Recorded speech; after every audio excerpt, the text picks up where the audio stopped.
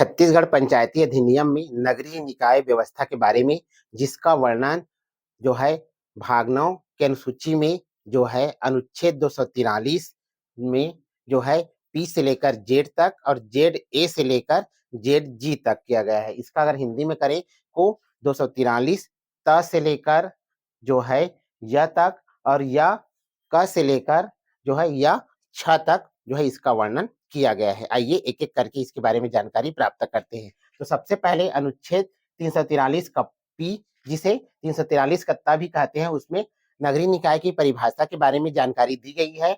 उसके पश्चात 243 का क्यू जो होता है उसमें नगर पालिका का गठन अर्थात 243 का था।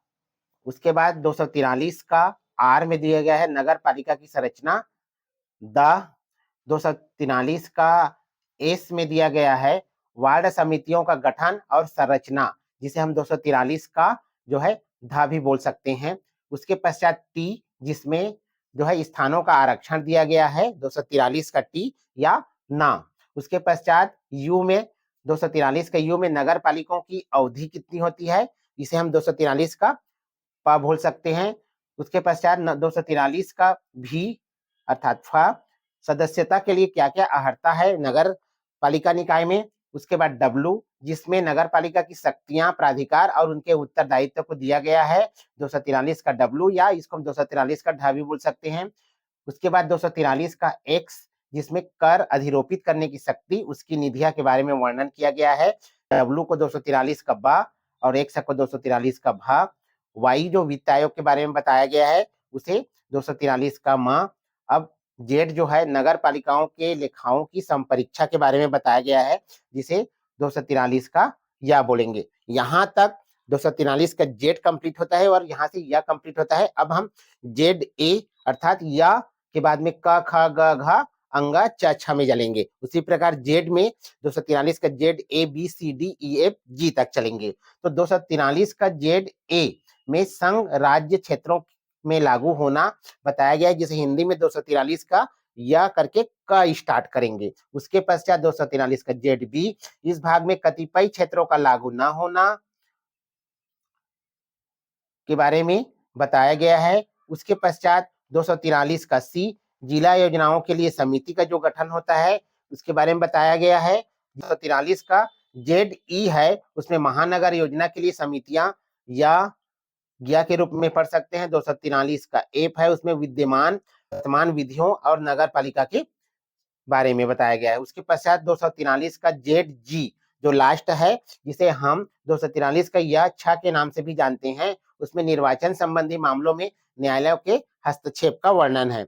निर्वाचन संबंधी मामलों में न्यायालय के हस्तक्षेप का वर्णन है। तो इस प्रकार नगरीय निकाय चुनाव में जो 243 आपका पी से लेकर जेड तक और जेड से लेकर जो है जेड जी तक, जिसे हिंदी में वो है त से लेकर जो है या तक और या क से लेकर जो है या छ तक के बारे में जानकारी दी गई है। इसी प्रकार जो है पंचायती राज व्यवस्था में 243 ए से लेकर ओ तक अर्थात 243 क से लेकर जो है वो र तक की जानकारी जो है दी गई है। इसमें बहुत सी चीज जो कॉमन है जिस पर आप कंफ्यूजन ना होइए।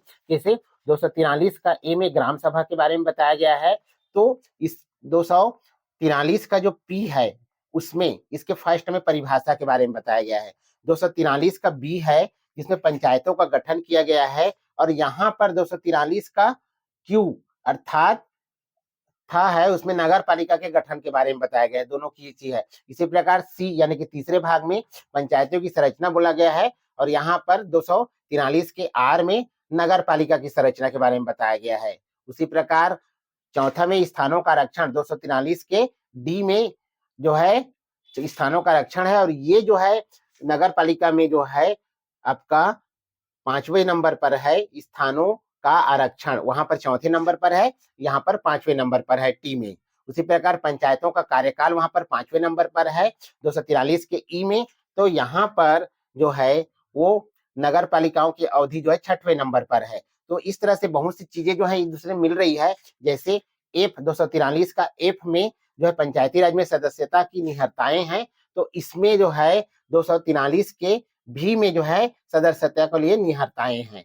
उसी प्रकार शक्ति प्राधिकार उत्तरदायित्व जो है जी में है, यानी कि हम कह सकते हैं कि 7वें नंबर पर जो है वो जी है, और यहाँ पर 8वें नंबर पर जो है शक्तियां प्राधिकार उत्तरदायित्व है, इसमें एक जो है अलग से बढ़ा हुआ है। ठीक है, तो ऐसे करके आप कंपेयर करके इसमें से जो है वो आप निकाल सकते हैं।